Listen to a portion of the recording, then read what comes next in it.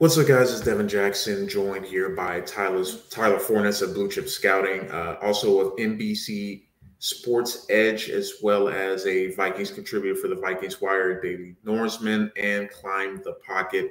Quite the resume. What's up, Tyler? Homie, it's post-draft. You think we'd actually have a little bit of time to relax. Nope. The content keeps flowing. Brew McCoy is committed to Tennessee, and I am ready to talk some draft. Yeah, I've been talking about it the last 12 or so months. So what's a few more weeks? Exactly. And this AFC West, there's some fascinating classes in here. Yeah, one of the teams in the AFC and West, in particular, Kansas City Chiefs. A lot of people have talked about them as one of the better draft classes, and rightfully so. They got some really good players. But we're taking a look at the entire division as a whole.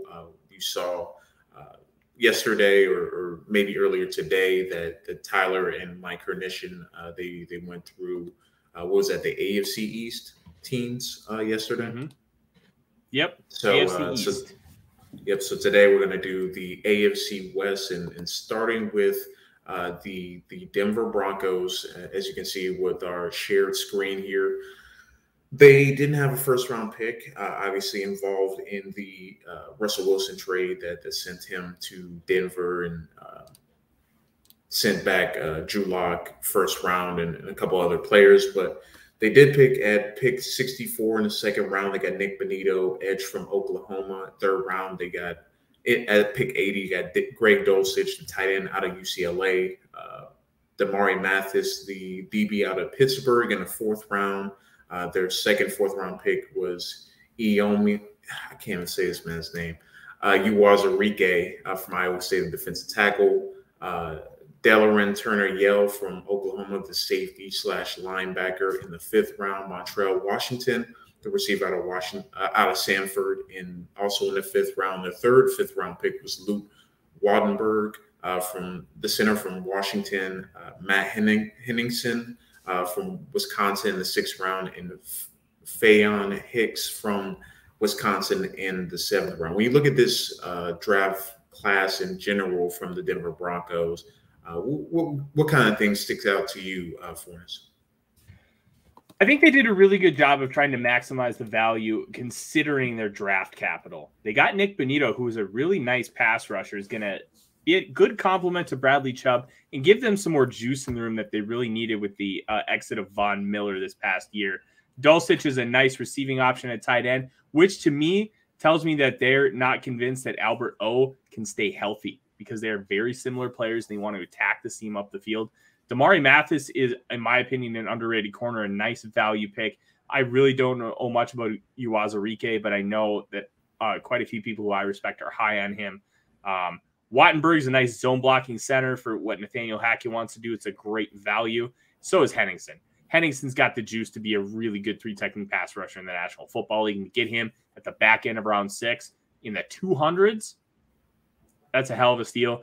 There's not a lot of top-end pieces here, but the value of where they got some of these guys is really nice. Like, this is a solid B+ because there's no holes. They hit needs, and they got value. You really can't ask much more from a draft that is void of top-end capital. Yeah, I would agree. I think this is a B draft for me personally. I think with Nick Bonito and Greg Dulcich, they hit needs that they have. And obviously, seems like they want to go towards that more two tight end system with Albert O and Greg Dulcich. And Dulcich is a great, not only a great receiving tight end, probably one of the best in this class in terms of creating separation, but in terms of blocking, I think he's a little bit underrated in that department as well. So I think Dulcich is a great pick. And that kind of started a run of tight ends late in round 3 and early round 4.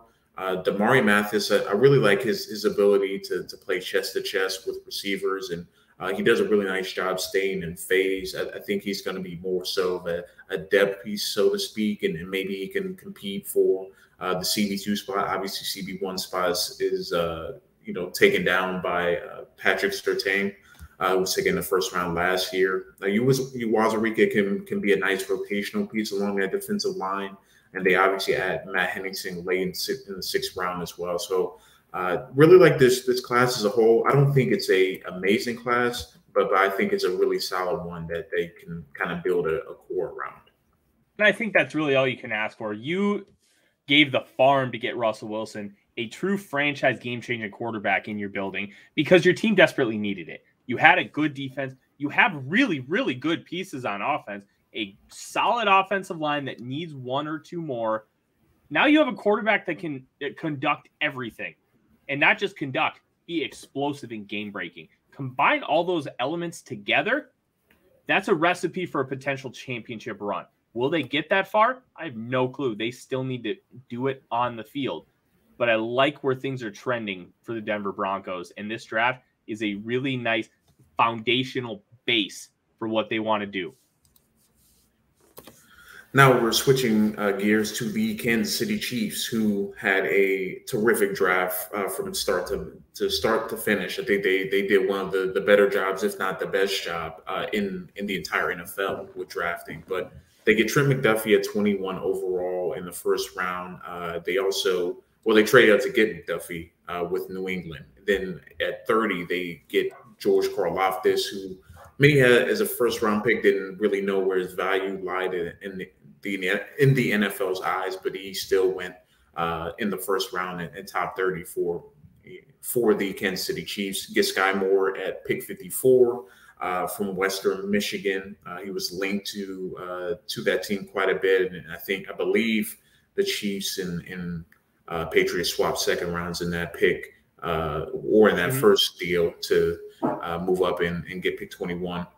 Brian Cook from the safety from Cincinnati at pick 62. 103, you get Leo Chenal, a linebacker. A lot of people had first or second round grades on. Get him late in the third round. Joshua Williams, one of my favorite prospects in the 2022 class, got picked at 135 overall from Fayetteville State. Darian Kennard slips all the way to the fifth round at pick 145, and the Chiefs once again select a SEC offensive lineman late in the fifth round. Jalen Watson, the DB from Washington State, goes 243rd overall, 251st overall. Isaiah Pacheco, the running back from Rutgers, and finally at 259, Najee Johnson, the defensive back from Marshall. Now you look at this Kansas City Chiefs draft. What are some names that may have stuck out to you in terms of value, and what do you give this class a grade of? This is why teams like the Kansas City Chiefs and the Baltimore Ravens stay good, because they just give stupid value. They traded down 4 spots to get Sky Moore when the Patriots wanted Tyquan Thornton. The pick that they got back was Darian Kennard, who is a consensus like top 70 player in this class. I don't know why he fell, if it was a medical reason or if it was just because teams didn't think he was anything more than a guard. And sometimes guards just fall. It happens. Trey Smith fell, but we knew that was medical last year. They're just capitalizing on talent. Getting Sky Moore when he was projected by a lot of people to go in the first round at 29. To get him at 54 is a tremendous value. They get McDuffie, who is rumored to play the Tyrann Mathieu role in that Kansas City Chiefs Steve Spagnuolo defense. And you get George Karlaftis, where his best comparison is Ryan Kerrigan. If he has a Ryan Kerrigan career, the Chiefs are in hog heaven right now, because all of a sudden they have a reliable edge rusher on the outside when they can't get that from Frank Clark. It's a really good draft. Leo Chenal is a nice thumper in the middle, and pair him with Nick Bolton on running downs, and then you can use Leo Chenal as an edge rusher as well. Get some versatility. Really, really good blitzer. He should be able to kind of develop some pass rush moves. Not a great defender in the passing game, though. He is not great in coverage. That is his one big weakness and the reason why he was available at 103. I like this draft. Joshua Williams is a great dart throw, round 4. He's got the size. He's got the athletic ability. Comes from D2 Fayetteville State. Showed he can ball at the Senior Bowl. Now he has to take the step up to the NFL. I believe he can do it. This is an A draft, easy. Yeah, this is an A draft for me as well. And to me, I think the best picks come rounds 3 through 5. I think this is where the best value you're getting in this draft class, because there were, a lot of people projecting Joshua Williams. Maybe he's there at the back end of the third round, but we saw the NFL this year with toolsy corners. They didn't love them in the first 3 rounds. They took a lot of them in round 4 and 5. But you get Williams at 135th overall, get Leo Chenal at 103, someone that can really develop. We know what he brings in the run game, and that's an area where, you know, the Chiefs could really improve in terms of run defense. Obviously, outside of secondary, I think you get a really nice player at the second level, and then you get Darian Kennard. And once again, we're in a situation where with Trey Smith, it was medicals in last year. You know, we didn't know, you know, how that would pan out, and it pan out beautifully through one season. And now they get Darian Kennard as well that can potentially play guard for the Chiefs. Or, you know, earlier today, Brett Veach was talking about he really likes his length. Maybe you see him at right tackle. So, you know, you have a potential, if not a tackle, you have a guard that can really start and be I mean, you have a 3-headed monster of Creed Humphrey, as well as Trey Smith, and then Darian Kennard. I mean, that's pretty good in the interior. And then some dart throws at the back end. I think Isaiah Pacheco can be a special teams guy. Jalen Watson, same thing. So I think all these guys have a chance to make the roster. It's going to be tough because this Chiefs team is getting deeper and deeper by the day. But I really like this draft class. So I give them an A as well. This is a really good draft class. Yeah, the Chiefs just keep winning. This makes it easier when you already have a great team and you have foundational pieces. You can really capitalize on players that fall instead of feeling or that you have to draft for need. So I really like that they were taking advantage of it. Just a really good draft. They used the capital from the Tyreek Hill trade very well to improve their team long term. That's what the move was for. They accomplished it incredibly well. All right, now we're switching gears to a team that I just couldn't really figure out what the plan was with this draft class, but we'll get into it and talk more about it. But the Las Vegas Raiders, you know, obviously they made the Devontae Adams trade and you know, gave up quite a bit to get him. So they didn't pick until round 3 at pick 90. They got Dylan Parham, the guard out of Memphis. Round 4, pick 122, Zamir White. Then you go at 126 and get Neil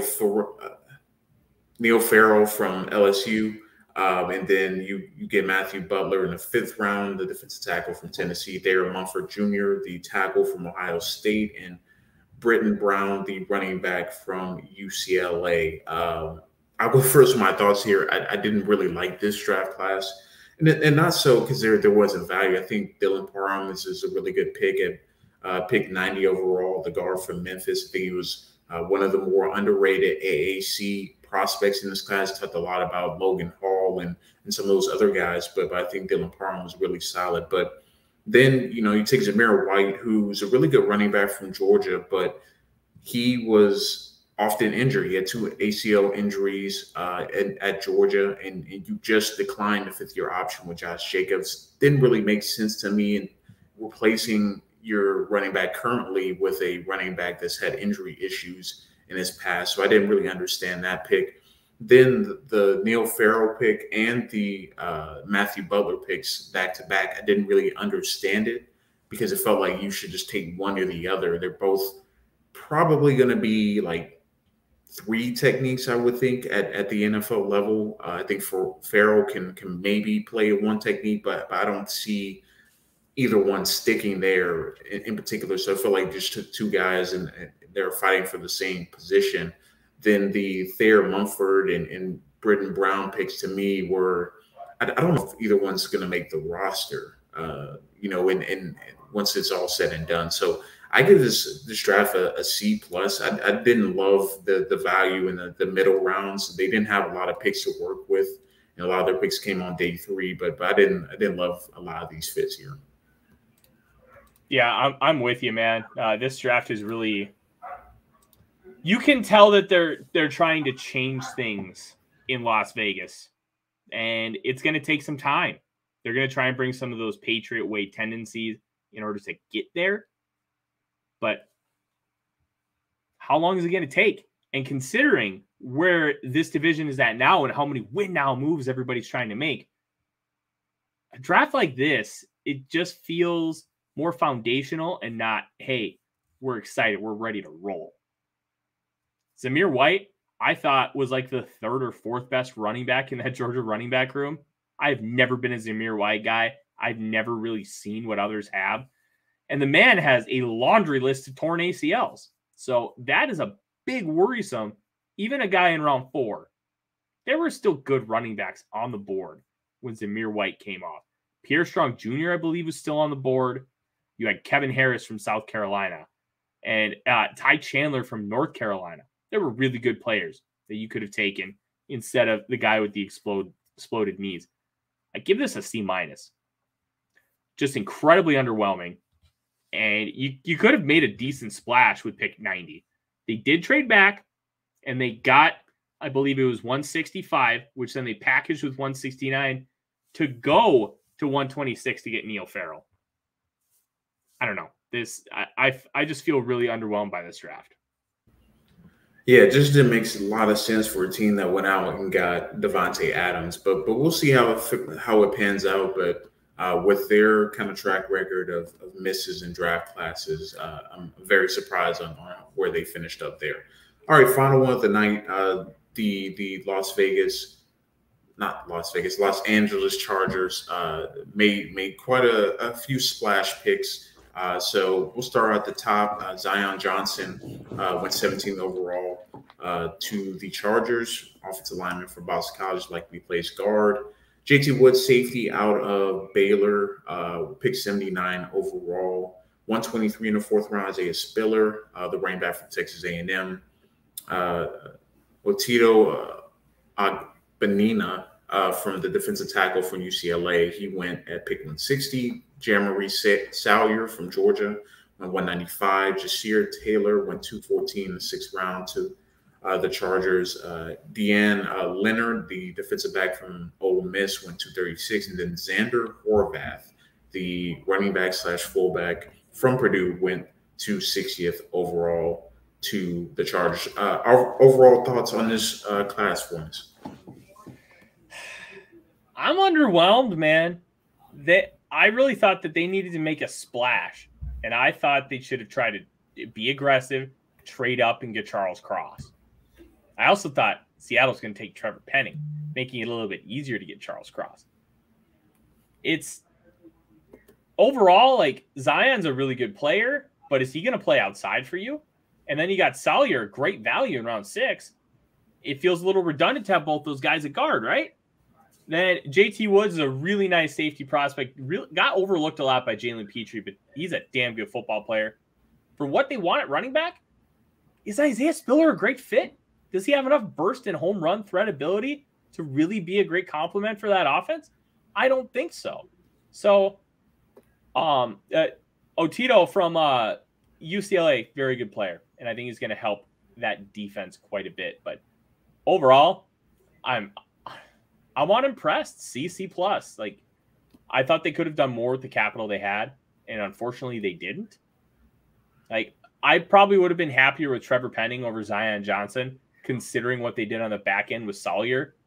I think Zion Johnson's a better prospect, but when you talk about potential, needs, and holes being filled, you could put Salyer at guard, and then you have Penning at right tackle.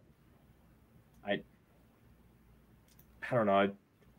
I had a lot of hope for this draft class, and it just did not deliver. Yeah, for me, I look at the value, and I think really there's only a few values here on the board. I think Zion Johnson goes about where you expect it, so I wouldn't call that value. I think JT Woods goes a little bit earlier than I was expecting. I was expecting him more of a round 4, round 5 guy, and I don't think he's a bad player. I think he can come in and be a impact player immediately. I just see him more as I think early on, a special teams guy. And I don't know if you take that at 79.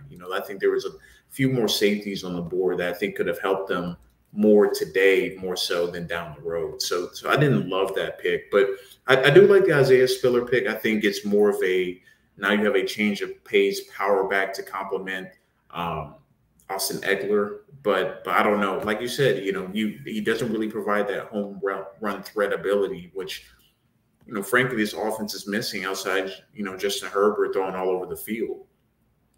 Then, you have Jamari Salyer, who I think is a really good value pick. But like you said, he's also going to likely play guard. Maybe you try him out at tackle and see what happens. He did play tackle at Georgia, but I don't know if that's his best fit long term. So to me, I think they try to get very good players, but I don't know if it really matches and hits all their needs. So I give them a C plus on this one as well. I think there were other players, and we'll see throughout this kind of exercise. There were a lot of players taken ahead or taken after each of these picks that probably could have fit better. I mean, if you're the Chargers, why not go get a Pierre Strong Jr. if you want someone that's going to be an explosive kind of change of pace back that also can show some power. But we'll see how it all shapes out. But I think overall, they have a few immediate contributors, but for a team that's pushing all in, I think you would have expected to see them take more players at exact position of needs that can help them today and not so much tomorrow. I 100% agree that just underwhelming. And you know what? Sometimes underwhelming classes are the best classes because they don't have any flash, but they just end up being really good players across the board. And I can see all these guys being good players, especially when you look at that top 5. I can see them all being good football players. At the end of the day, it's not just about good football players. It's about maximizing what you have and what you have in the future. I just don't think this maximizes things right now enough when you still could have maximized the future as well. So a little disappointing from that sense, but look, Zion Johnson's a damn good football player and he's going to help. But I just don't know if you're going to want him to play tackle. I think he's just that much better of an interior guy.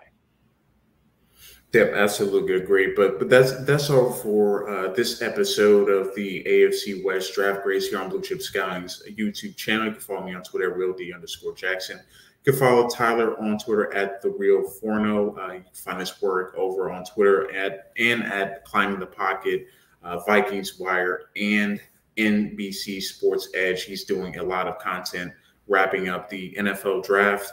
Anything else you want to add there, Tyler? Brad Veach, man, he just finds a way, and he found a way here.